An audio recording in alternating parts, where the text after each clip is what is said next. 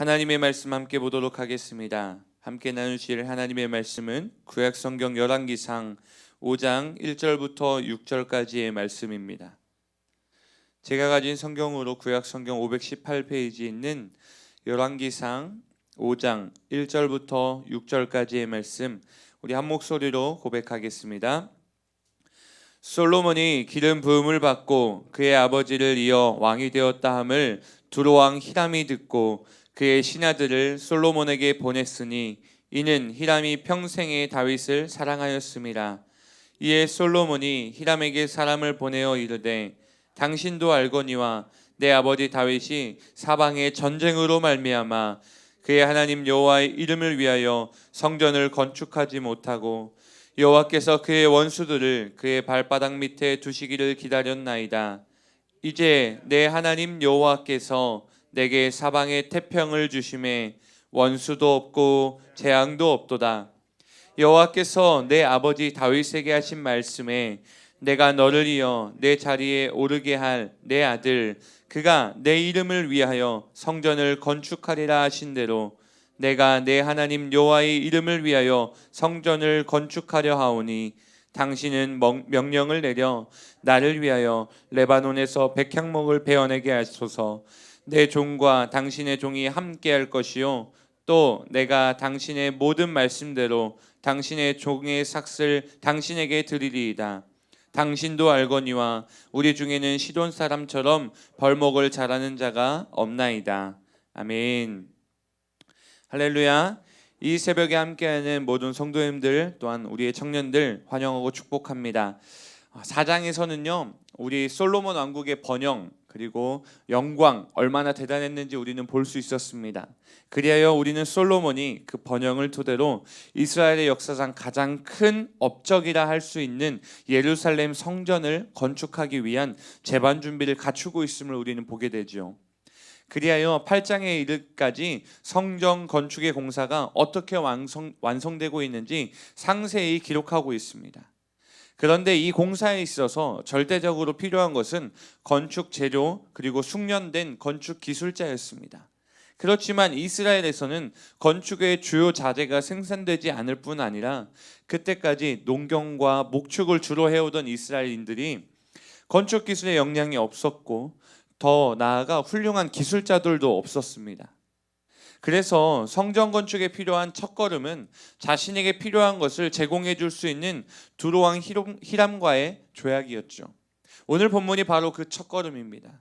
성전 건립의 때가 도래하였음과 이를 위하여 하나님께서 친히 국제 정서를 조성하고 계시고 준비하고 계셨음을 우리는 보게 되는 것입니다. 두로왕 히람이 솔로몬이 즉위하자마자 축하 사절단을 보내왔습니다. 이것을 계기로 솔로몬은 히람 왕에게 다시 사람들을 보내어서 성전 건축 자재를 요청하기 시작하기죠. 원래 솔로몬이 하려고 했던 이 성전 건축은 전때 왕이었던 다윗이 무척이나 하고 싶었던 일입니다. 그럼에도 불구하고 다윗은 끊임없이 그의 주변 가운데 발생하는 전쟁으로 말미암아 실현하지 못했고 시작도 하지 못했습니다. 그러나 이제 히람에게 도움을 요청하는 솔로몬은 다윗이 그렇게 희망해 오던 성전 건축을 시작해도 좋을 때가 왔습니다라고 알리기 시작합니다. 이제 이스라엘 가운데 평화와 부가 찾아왔다는 것입니다.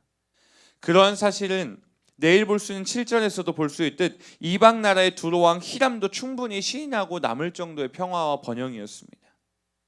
그런데 여기서요 솔로몬의 고백을 우리는 함께 나누기를 원하는데요, 이와 같은 때의 고백을 하나님께 드리고 있음을 우리는 볼 수 있습니다.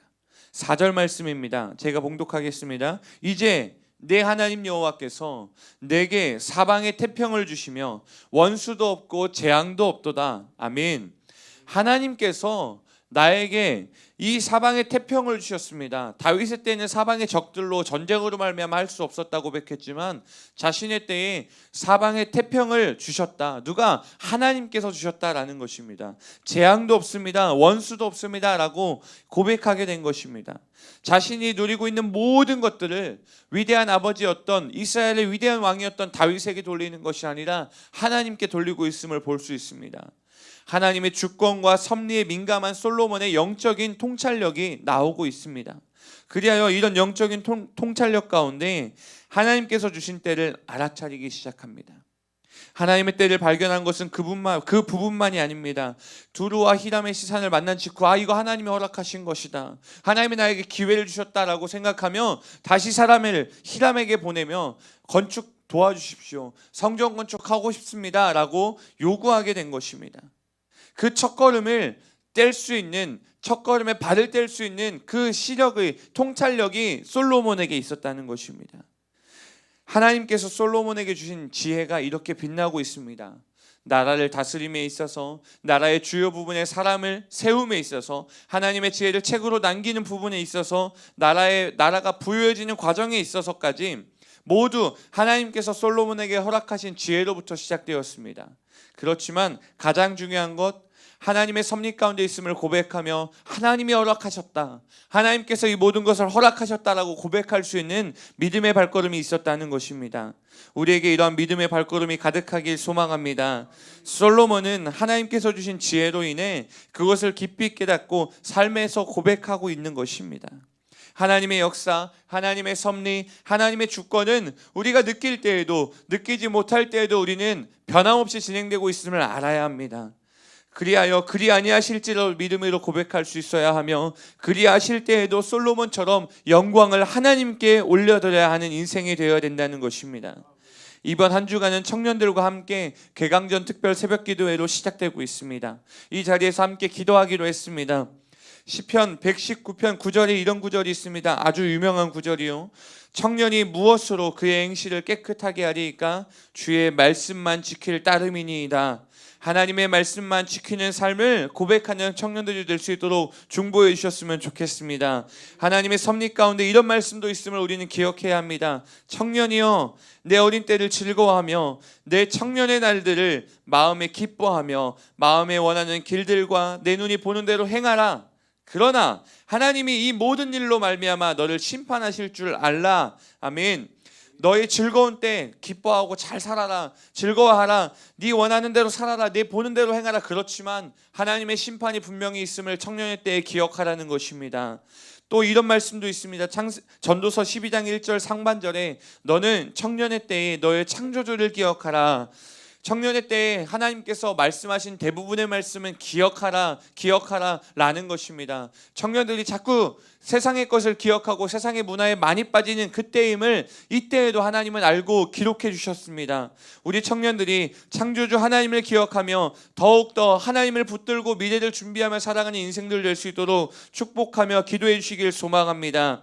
그리하여 아모스 2장 11절의 말씀과 같이 또 너희 아들 중에서 선지자를, 너희 청년 중에서 나실린을 일으켰나니 이스라엘 자손들아 과연 그렇지 아니하냐? 이는 여호와의 말씀이니라. 아멘. 하나님께서 이렇게 말씀하신 것 같습니다. 너희 아들 중에서 선지자들, 너희 청년 중에서 나실린을 일으켰나니 라고 말씀하실 때 주양 청년 중에 나실린을 일으키지 않았느냐, 과연 그렇지 아니하냐 라고 묻고 있는 것 같습니다.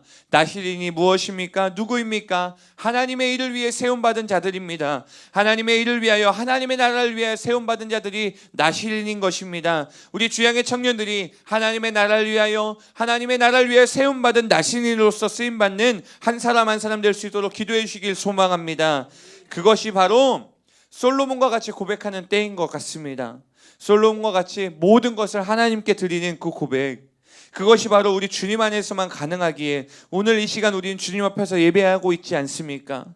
마가복음 7장 11절에 이런 말씀이 있습니다. 가까이 와서 그 관에 손을 대시니 맨 자들이 서는지라.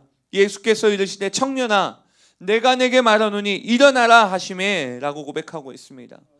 죽은 자들을 관 속에 넣습니다. 관 속에 넣고 시체를 처리하기 위해서, 장례를 치르기 위해서 나아가려고 하고 있었습니다. 그때 맨자들이라고 섰다고 했습니다. 언제입니까? 예수님께서 그 관에 손을 대셨어요. 예수님께서 죽은 자가 있는 그 관에 손을 대시며 말씀하십니다. 청년아 내가 내게 말하노니 일어나라 라고 말이죠. 죽은 것 같은 상황에 있는 청년이 있습니까? 주님이 손을 대시면 일어날 수 있습니다. 하나님께서 일으켜 주실 것이고 예수님께서 살려주실 것입니다. 우리의 청년들의 영을 깨어날 수 있도록 주님께 내어 맡기며 기도할 수 있도록 나아가길 소망합니다. 주양의 청년들이 깨어 일어나 지금도 있고 있지만 더 부르짖을 수 있는 세대가 될 수 있도록 기도해 주셨으면 좋겠습니다. 주양 청년 중에 나 시린을 일으켰나니 과연 그렇지 아니하냐라고 선포될 줄로 믿습니다. 청년의 때에 하나님을 기억하는 세대가 될 수 있도록 기도해 주시길 소망합니다. 심판하실 하나님을 경외함으로 예배할 수 있는 청년들이 될 수 있도록 축복하여 주시길 바랍니다. 주의 말씀만 따르겠습니다라고 고백하는 청년들의 때가 되길 소망합니다. 이 말씀이 사실 청년일 뿐만 아니라 우리 모든 성도님들 그리고 저와 함께해야 하는 말씀인 줄로 믿습니다. 이곳에서 함께하는 예배하는 모든 성도님들과 가정 가운데, 사업 가운데, 모든 앞날 가운데 하나님의 역사가 가득하길 소망합니다. 하나님의 섭리로부터 5장부터는 성전 건축이 이렇게 시작됩니다. 이 첫걸음을 나누었습니다. 청년들과의 오늘 하루에 월요일부터 시작된 첫걸음도 나누고 싶었습니다. 축복하여 중보해 주시길 소망합니다. 또한 오늘 세상으로 나아가는 주일 다음 날부터 시작되는 하루의 첫걸음을 축복하며 오늘 함께 말씀을 나눕니다. 하나님의 섭리 안에 모든 것이 있음을 고백하며 하나님의 말씀 안에서 하루하루가 승리된 인생이 되길 소망합니다. 환경에 무너지지 않고 하나님을 찬양하며 고백하며 믿으며 나아가는 오늘 우리의 한 걸음, 주양의 모든 권속들의 한 걸음 한 걸음이 되길 소망합니다. 기도하겠습니다.